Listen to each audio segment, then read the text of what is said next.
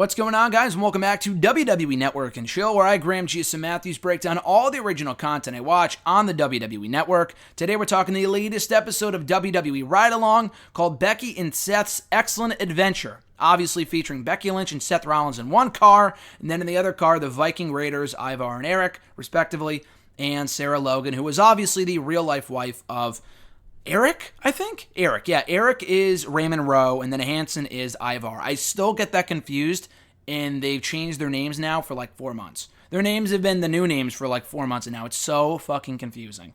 But anyway, this episode was perfectly timed. I'm sure WWE did this on purpose. But as you probably know by now, Becky and Seth are officially engaged to be married after it was revealed on social media from, I think, Becky herself on Twitter this past Thursday. So perfectly timed episode, even though this was filmed, probably at least a month or two ago. It must have been, so the episode starts out with Becky and Seth leaving the Performance Center, which is where they did the Muscle and Fitness photo shoot. Now, we saw that on the Chronicle with Seth Rollins. We talked about here on the channel a while ago, a few weeks ago. It aired after SummerSlam or before SummerSlam, but it was recorded like during Stomping Grounds, Extreme Rules, whatever. So this was probably filmed in early July, I want to say, late June, early July, if not mid-July. But yeah, so Rollins and Lynch are leaving the Performance Center in Orlando, as are Sarah Logan and the Viking Raiders, for Tampa for Raw on Monday. It's about, I think, a 70-something mile drive. It's not too far. Ivar can't fit in the car because he's too fucking big. He's obviously sitting in the back. Eric and Sarah Logan are up front. Becky Lynch in their car shares a story about her car blew up one time when she was growing up, I guess. She was coming back from something, and on the way home, her car just started smoking. So she abandoned the car at a garage. But the biggest takeaway here isn't really the story itself and how Becky's car seemingly blew up, according to her, but more so how she pronounces garage. She says garage. And I guess that's like an English, like not an English pronunciation of the word, but like European, because my grandmother, who is British, pronounces it that way too. Garage, not garage. I guess that's like an American way of saying garage. I guess it's the American way of saying garage is garage. I think we're pronouncing it wrong. They're saying it right. But Seth gets a kick out of it nonetheless, which is pretty funny. Eric discusses Sarah Logan's love of sushi. She's very disappointed they're not getting sushi on this day because it's closed on Mondays. Sarah Logan then talks about how she once punched the seat in front of her on a flight because she was sleeping on the tray table in front of her. The seat in front of her, not really realizing what the issue with doing this was, but they, put their seat back and it bopped Sarah Logan right in the head. And they were not in the wrong in doing that. Sarah probably should not have been sleeping on the tray table, but she wakes up immediately, gets angry, and then just punches the seat in front of her. The guy sitting in the seat, not saying anything, just reclines the seat back into the position where it was originally and doesn't say anything for the rest of the flight. Doesn't even try to move the seat back for the rest of the flight.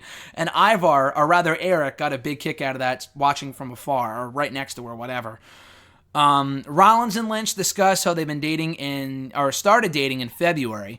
And they at first tried to keep it a secret, but it came out after WrestleMania. They didn't do a really good job. They tried to keep it professional backstage at first, but once people found out, they started just kind of being themselves. It was actually, he admits that it's been weird and awkward since it's been out because they're very open with it backstage. And Seth says that the Iconics love it. The Iconics love Becky and Seth being a couple and whatever, and love them being themselves backstage. Of course they would. That's the Iconics for you. And not in a bad way, but that just perfectly makes sense. Logan and Eric then look forward to their honeymoon in Denmark. I thought they got married like 6, 7, 8 months ago. I guess with the WWE road schedule, they're just going on their honeymoon now, which is cool. I guess it's not just them, it's the rest of the Viking family, I guess, or something like that. Anyway, Becky Lynch recalls WrestleMania 32 and wrestling for the Divas Championship on that show against Charlotte Flair and Sasha. In my opinion, the best match on the entire show. She talked about this in her 24 a while ago, so this is nothing new. But before she can get to the next point in her story, Rollins brings up how he goes, wasn't that where you kissed Ric Flair? And then she goes, no, that was at the Royal Rumble that same year. Because it was during the Becky and Charlotte match where Ric, I guess in an attempt to distract Becky, kissed her. And they didn't show the replay here. They did show some footage from the match, but not that specific moment. I'm surprised they even kept this in the ride-along, because they edited that moment out. They edited it out of the replay of the Royal Rumble on the network. So if you watch it on the network, it's not on there. They took it out, but I don't even really know why they did that. It was a little weird, considering the guy's like 60-something, 70 actually now, and she's got to be early 30s, late 20s, whatever. It was a little weird. And Seth is like, oh, did his breath smell nice? Did it taste nice? How was it? And she's like, I don't know. I try to forget that stuff. I don't remember. It's so weird how inquisitive Seth Rollins is about the kiss from the Nature Boy. Anyways, so Sarah Logan and the Raiders talk about their respective pets, dogs, cats, and how they kind of bother them and stuff like that, but they love them nonetheless. Seth Rollins says that Chocolate Mint is a trash combo. And I'm sorry, Seth, I'm a big fan of yours, but I gotta disagree. He's talking like Andes candies, mint chocolate chip ice cream. I love that shit. Becky loves it, so I'm on Team Becky here. She loves it. He hates it. He doesn't understand how anyone could possibly like that combo. Anyway, while in the Raiders Logan car, Sarah Logan calls up Ruby Riott, as is tradition on these ride-alongs. Someone's got to call somebody, and they call up Ruby Riott, and they recall the Riott Squad ride-along from a while ago, and Sarah Logan farted in the car, and then Liv Morgan almost got them killed, and now Sarah kicks Ruby Riott in the butt, I guess, sometimes, does all this weird stuff. Becky Lynch then says that she's cold in their car, and Seth turns on the heat for her. So it's a very normal thing, but I just like watching this type of interaction just because you wouldn't expect people like Becky and Seth, who are put on a pedestal in WWE, to act this way, but it's funny nonetheless.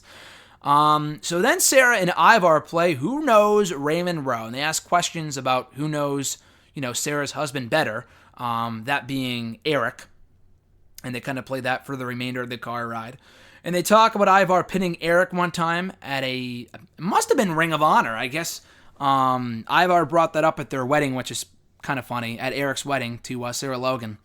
It must have been in the finals, I want to say the Top Prospect Tournament in Ring of Honor years ago. I may be wrong, and Pittsburgh sounds like a Ring of Honor city. So again, I might be off on that, but they didn't say Ring of Honor, but they said Pittsburgh and in a tournament. I assumed it was Top Prospect, because I know that's how, I think Hanson, yeah, he won the Top Prospect Tournament, and that's maybe how they became a tag team, but anyway. Back to the Becky Lynch car. She talks about not getting a Barbie doll. This is where her original story was going. She talked about not getting a Barbie doll after WrestleMania 32. Charlotte did. Sasha did. Becky Lynch was there for the reveal of the Barbie doll from Mattel, but she didn't get a Barbie doll. But she did find out, this year, they talked about this in her 24, remember, that she got a Becky 2-belt doll, and she was super psyched about that, and Seth is like, oh, we're listening to offers if anyone wants to buy it, and you gotta know that Zack Ryder and Kurt Hawkins perked up when they heard that. Continuing on with the Who Knows Raymond Rowe game, we find out that Eric goes to the bathroom a lot, and that he also once fell off the stage, or fell in the stage, technically, at a New Japan show, I think at the Tokyo Dome, maybe a Wrestle Kingdom, if I'm not mistaken. I might be wrong, but that, again, is just my assumption.